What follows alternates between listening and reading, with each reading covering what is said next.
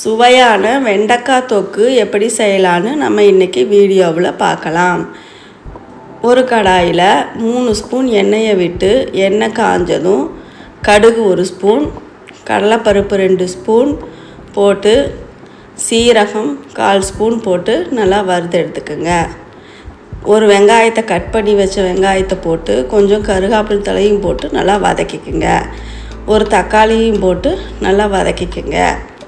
1/4 kilo வெண்டைக்காயை போட்டு நல்லா வறுத்தெடுத்து 1/4 ஸ்பூன் மஞ்சத்தூள், 1/2 ஸ்பூன் மிளகாத்தூளையும் போட்டு நல்லா வதக்கிக்கோங்க. தேவையான அளவு உப்பை சேர்த்து நல்லா வதக்கி 2 நிமிஷம் மூடி வச்சுருங்க. 1/2 டம்ளர் புளித்தண்ணியை சேர்த்து நல்லா வதக்கி மூடி வச்சுருங்க. காய் வெந்ததும் 1/4 ஸ்பூன் பெருங்காயத்தூளை போட்டு நல்லா வதக்கி மூடி வச்சுருங்க.